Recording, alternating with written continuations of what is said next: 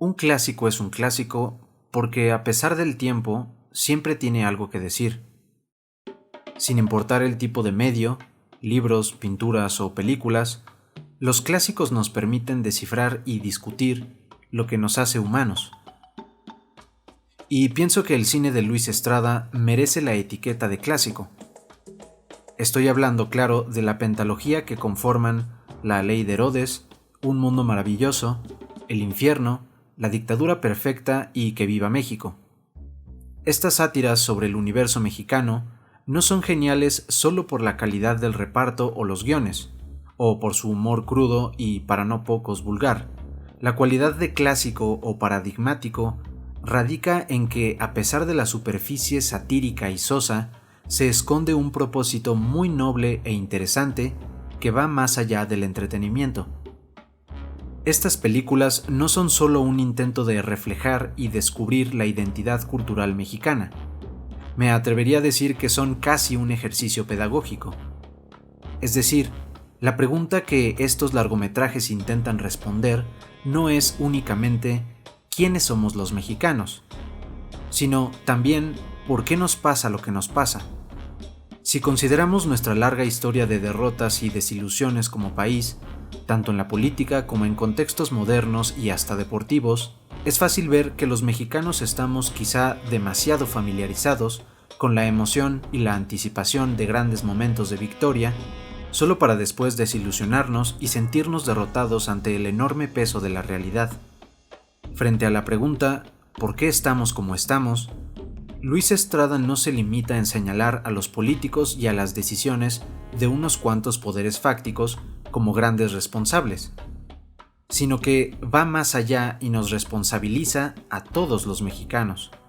Si bien estas sátiras pueden y suelen analizarse desde un punto de vista político, pues esa siempre ha sido una parte significativa de las historias, cuando veo una película de Luis Estrada no puedo evitar preguntarme ¿qué me quiere mostrar esta vez sobre mi país?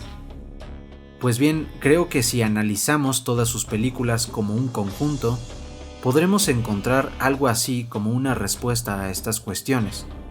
En estas películas es notable que la tragedia del mexicano siempre comienza y termina igual. No importa si la historia es sobre un hombre con buenas intenciones, que se hace corrupto dentro de la política, o sobre las dinámicas de una familia común.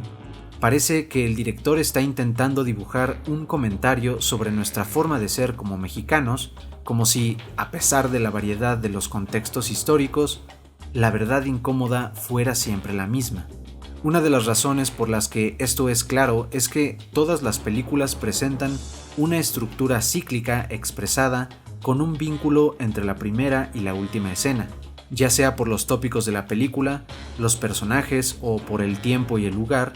Estas historias nos sugieren que, si bien los mexicanos tenemos muchas cualidades admirables, parece que tropezamos con los mismos obstáculos una y otra vez. Y esos obstáculos tienen que ver con nuestra conducta, nuestras creencias y, por supuesto, nuestro carácter. En la primera película de la pentalogía, La Ley de Herodes, tenemos la historia de Juan Vargas, un hombre casado de buenas intenciones que, por dedazo, se vuelve presidente municipal del pueblo ficticio de San Pedro de los Aguaros. Las primeras escenas de la película nos muestran al anterior presidente municipal robándose un montón de billetes y emprendiendo su torpe huida de un grupo de campesinos deseosos por lincharlo. Juan Vargas es un hombre que ha dedicado su vida al PRI y, como tal, no quiere defraudar a sus superiores. Las intenciones son claramente mejorar la situación del pueblo y aplicar la ley como Dios manda. Sin embargo, no pasa mucho tiempo cuando el peso de la realidad desintegra poco a poco las nobles intenciones del protagonista. La falta de presupuesto, la hostilidad de los pobladores y la carencia de apoyo por parte de su superior, así como la presencia del médico local que le exige constantemente que haga su trabajo, todo ello, lentamente, facilita la decadencia moral de Juan Vargas. Al final, se vuelve tan corrupto que incluso modifica la Constitución para permanecer en el poder y cobrar más impuestos. Eventualmente la gente se harta y tanto su secretario como el sacerdote local reúnen a la gente para lincharlo. Lo peor es que, a pesar de sus pecados, Vargas es recompensado, y tiempo después la película nos muestra la llegada del nuevo presidente municipal. Y así el círculo vicioso de la corrupción se repite. Un mundo maravilloso retrata la vida de Juan Pérez, un hombre humilde sin casa que vive al día, pero que, como Juan Vargas, tiene buenas intenciones. Un día, al subir las oficinas del World Financial Center, por accidente, Juan acaba al borde de una ventana. Después de notar su presencia, una multitud se reúne debajo de la torre, pues piensan que Juan está a punto de suicidarse. Pronto, la prensa se entera de ello y construyen una gran mentira alrededor de Juan Pérez. Este pobre hombre se quiere suicidar para protestar en contra de la pobreza que vive. Esto le choca al secretario de Economía, quien ha dicho públicamente que en México ya no existe la pobreza. Admitir que Juan Pérez es una persona pobre contradice el discurso imperante de los políticos. Por ello, el secretario de Economía intenta comprar el silencio de Juan. Sin embargo, en aras de conseguir más que solo 3,000 pesos, Juan y sus compadres intentan recrear la situación para conseguir más dinero. De nueva cuenta, y gracias al alcohol, Juan se cae de un edificio, pero ahora termina en el hospital y nuevamente se vuelve noticia nacional. Finalmente, el secretario de Economía le ofrece a Juan una casa y un trabajo. Juan cumple su más grande fantasía y también se casa con el amor de su vida. Al fin ha cumplido su sueño de conseguir un patrimonio y salir de la pobreza. Casado y en su luna de miel, sus amigos, aún en situación de calle, le piden hospedaje. Juan se zafa del compromiso argumentando que ahora solo vivirá con su esposa. Ante el rechazo, enojados y con varias botellas encima, los compadres de Juan intentan replicar lo que su amigo ha logrado. Una vez arriba de los edificios de la ciudad y con repetidas amenazas de suicidio, los compadres de Juan exigen su recompensa al gobierno. El problema, ahora tan grande, exigía un chivo expiatorio, por lo que Juan se vuelve el blanco de los medios y del Estado. Después de diversos falsos testimonios, Juan termina en la cárcel.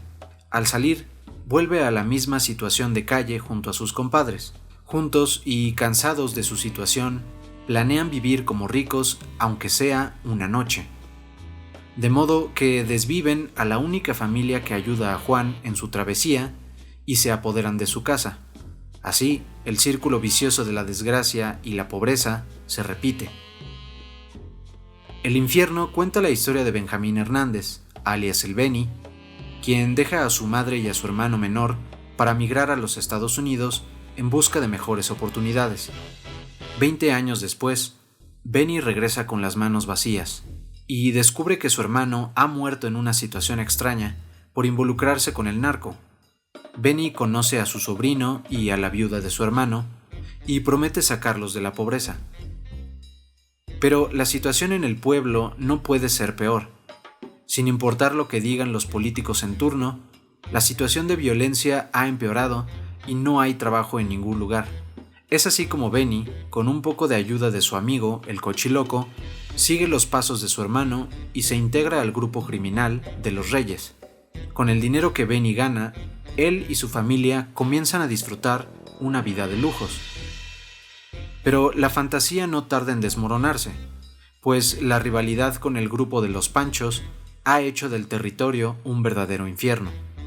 Beni finalmente descubre no solo que hay personas mucho más violentas y despiadadas que él, sino además que su hermano realmente murió a manos de su patrón por meterse con su esposa. La situación finalmente explota cuando su sobrino, el Diablito, se vuelve el blanco de los Reyes por soplón y matan violentamente a su mejor amigo y a su mujer.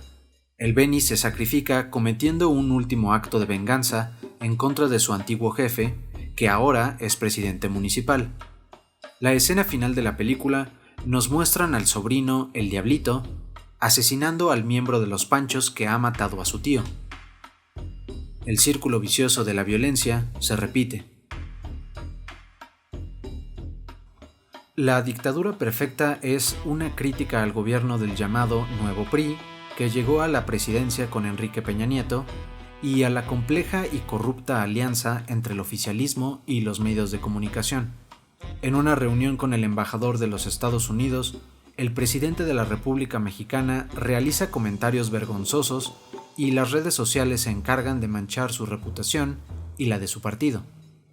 Como cabeza del Ejecutivo, el presidente decide activar un mecanismo llamado la caja china. Así, para desviar la atención del público, Televisión Mexicana recibe un video en el que se muestran supuestos actos de corrupción por parte del gobernador Carmelo Vargas. En aras de mejorar su imagen política, Carmelo Vargas decide sobornar a la televisora. Pero Televisión Mexicana extorsiona al gobernador para mejorar su imagen a cambio de aportaciones. Carlos Rojo y Ricardo Díaz son enviados entonces al estado gobernado por Carmelo Vargas para reportar las buenas obras de su administración y así comenzar a limpiar su imagen. Pero las cosas no salen de acuerdo al plan, pues, sorpresa, el estado está hundido en la violencia y la corrupción.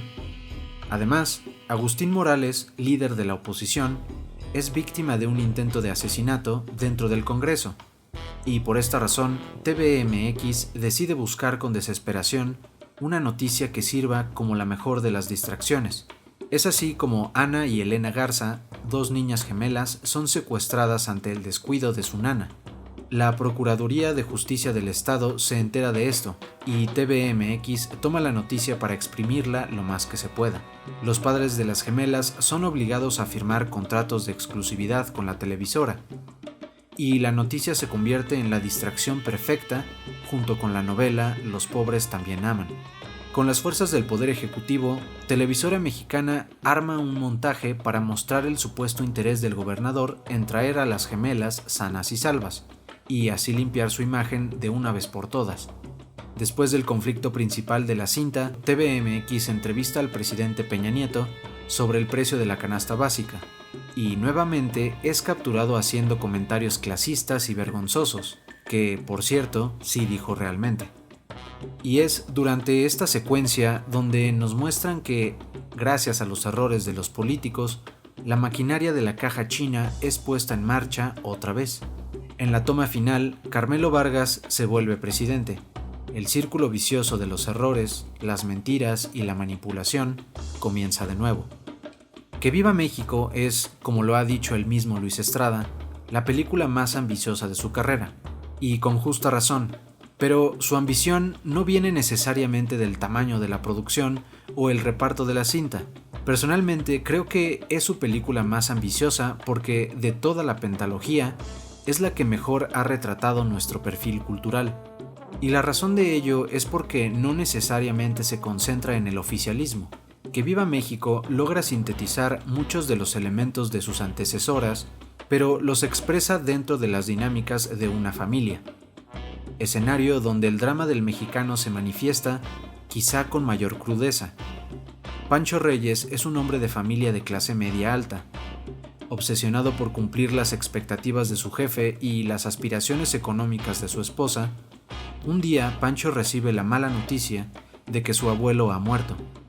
Con la motivación de una posible y grandiosa herencia, Pancho visita a su familia y, sin saberlo, termina por cambiar drásticamente la vida de todos. Con una duración de 191 minutos, Que Viva México logra poner de relieve una caricatura vulgar para muchos, pero muy real para quienes supieron observar, de lo que implica ser un mexicano. Pancho y su familia representan un contraste económico frente a la situación de pobreza que sus padres y primos han vivido desde que se fue del pueblo. Y la búsqueda de un tesoro escondido solo complica las cosas, pues tanto Pancho como sus familiares sacan lo peor de sí mismos y al mismo tiempo lamentan su situación. Al final, la obsesión por el dinero hace que Pancho y su familia vuelvan a estar juntos en la desgracia, y el círculo vicioso del mexicano se repite. La pentalogía de Luis Estrada es un ejercicio que revela sin engaños la tragedia del mexicano. No es una crítica simplona al gobierno, sino el retrato de mexicanos que conforman al gobierno. No es una crítica a los medios de comunicación ni a la iglesia, sino a los mexicanos que constituyen esas instituciones. Los protagonistas en particular nunca se muestran como personajes buenos o malos, sino como personas cuyos defectos se vuelven las causas de sus errores trágicos. La ley de Herodes no solo muestra que la situación precaria orilla a Juan a volverse corrupto, sino cómo las simples y buenas intenciones no son suficiente para cambiar las cosas. Juan Pérez es un hombre humilde con buenas intenciones también, pero su condición material le impide cualquier forma de autorreflexión. Desde la ley de Herodes hasta Que viva México, los personajes no pueden evitar preguntarse constantemente sobre su posición en la gran estructura de la sociedad mexicana, sin recibir respuesta concreta o satisfactoria. Pero las películas muestran que hay una gran diferencia entre preguntarse por qué uno es pobre o rico y qué está haciendo uno para empeorar o mejorar esa situación. La carencia de reflexión y la imitación obsesiva son detonantes de las tragedias del mexicano en estas películas. En La ley de Herodes, después de rechazar varios sobornos y darse cuenta de que no hay presupuesto, Juan Vargas decide cobrar impuestos y multas con buenas intenciones, e incluso logra poner infraestructura eléctrica en el pueblo. Sin embargo, Vargas se deja seducir por el tufo del todos lo hacen, y como su jefe es un rufián con corbata y hasta los mismos pobladores lo amenazan, no puede evitar volverse violento y corrupto también. Para Juan Vargas, todas las opciones razonables se han agotado y no puede hacer nada más que imitar a su jefe y a sus allegados. La idea de que los mexicanos imitamos sin reflexionar toma distintas formas según la historia. En Un mundo maravilloso, después de que Juan Pérez consigue una casa y hasta trabajo por sus falsos intentos de suicidio, sus compadres deciden imitar a Juan con el objetivo de conseguir bienes materiales también. Esto desencadena una serie de eventos que terminan en el encarcelamiento de Juan Pérez. Lo trágico en Un mundo maravilloso es que quizá Juan Pérez pudo haber mantenido su casa, su trabajo, a su esposa y su libertad si no hubiera rechazado a sus compadres tan tajantemente. Es decir, si Juan Pérez hubiera reflexionado un poco su situación y la de sus compadres, el ciclo de la imitación y la desgracia pudo haberse detenido para ellos. El caso del infierno es quizá el más claro. El Beni es otro personaje que intenta resolver sus problemas con buenas intenciones, pero que, debido a la situación económica, se ve orillado a imitar sin reflexionar. Y justo cuando se asoma un momento para la reflexión y la rendición de cuentas con uno mismo, otro mexicano es quien aplasta con crudeza sus inquietudes morales. Dígame la neta, mi coche, que no siente nada de matar a alguien así como así. Digo, ¿no le da miedo irse al infierno? El infierno ni que es la chingada. El infierno es aquí merito. ¿Ya no se acuerda cuando éramos chavalos? El hambre que teníamos, el canijo frío, la miseria en la que vivíamos. O como ahora mismo, que cabrones como nosotros andan matando así porque sí, nomás porque no tienen una manera decente de vivir. Me cae que esta vida y no chingaderas es el cabrón infierno. En ese sentido, la historia del Beni sigue su curso, como si fuera una serie de eventos que, además de violentos, son inevitables. La dictadura perfecta es la película menos humana de esta pentalogía, pero eso se debe a que muestra una compleja maquinaria de corrupción y mentiras que arrastran a todo aquel que se le oponga. Sin embargo, la falta de reflexión y la excesiva imitación siguen asomándose. Carlos Rojo es un personaje ambicioso que entiende lo que tiene que hacer para seguir formando parte de esta maquinaria, y su falta de escrúpulos lo llevan incluso a usar a su novia como objeto de cambio. Su historia es la de un individuo que debe imitar a sus superiores porque si se detiene a examinarse, muere. De manera similar, Pancho Reyes es cegado por su codicia, dejando en claro que no compartirá de manera equitativa su herencia. Ninguno de estos personajes es único en su interior. Si bien Luis Estrada nos muestra el contraste y la polarización de las clases sociales y los discursos en nuestro país, la genialidad de estas películas reside en que muestra cómo todos, incluso los más desafortunados, caen en las mismas trampas que sus contrapartes. Si bien Juan Pérez pudo haber dado asilo a sus amigos cuando consiguió una casa, también es cierto que sus amigos no se preocuparon realmente de su situación cuando más lo necesitaba. Sí, pero la seño tiene razón. Están violando los derechos humanitarios institucionales de mi compadre y no se lo pueden llevar así nomás porque así. No será así como así. Por favor, acepte esto. Señores. Señora. Acéptelo, señora. Piense que es por el bien del señor Pérez. Vamos a llevarlo a un lugar donde esté mejor atendido. No podemos ir nosotros también. Somos su familia, licenciado, ¿es? No por el momento. No por el momento. En la ley de Herodes, aunque Juan Vargas pudo haber mejorado la situación del pueblo con todo y mordidas, también es cierto que la gente a su alrededor era muy hostil y nunca mostraron ningún interés en ayudarlo, salvo por su secretario que sí hacía su trabajo. Y cuando intenta razonar con la gente, lo único que recibe son amenazas de violencia. Traigo una orden para clausurar este lugar. ¿Eh? Según el Código Penal, está usted violando varias leyes. Se venden bebidas alcohólicas sin permiso, participación en homicidio calificado, plagio y secuestro, lenocinio, violación sexual, corrupción de menores, amenazas, violación a las leyes de inhumación, trata de blancas y por golpear así a sus empleadas. Pues mire, esta es mi propiedad, ¿verdad, licenciadito? Y aquí en mi casa yo madreo a quien se me da mi chingada gana, ¿cómo ves? Mire, doña Lupe, lea aquí en las leyes que tengo señaladas Para que vea que pinches leyes yo me las paso por los huevos. Vámonos. ¿Qué pasó, doña Lupe? Juan Vargas no puede más que imitar a sus compatriotas. En Que Viva México, estos tópicos se representan con mayor claridad. Pancho y su familia representan a una familia con dinero, y debido a una imitación irreflexiva de culturas del consumo, sostienen prejuicios sobre los familiares menos afortunados de Pancho. Pero, de igual manera, la familia de Pancho no carece de prejuicios ni defectos propios. Nuestra gran tragedia siempre ha sido la misma. Nos concentramos tanto en nuestras diferencias y en nuestras aspiraciones que olvidamos que somos lo mismo. Andamos en busca de las grandes oportunidades, del gran tesoro, del mundo maravilloso que se encuentra más allá del infierno, pero olvidamos que el gran tesoro ha estado allí, enfrente de nuestras narices, en nuestros familiares y en nuestros compatriotas. El movimiento constante de nuestros círculos viciosos no solo erosiona nuestra convivencia dirigida por la desconfianza, sino que es precisamente esta desconfianza la que nos distrae de problemas mucho más grandes que exigen nuestra atención. Y mientras sigamos discutiendo y peleando entre nosotros, otros vendrán y se aprovecharán de nuestra desgracia.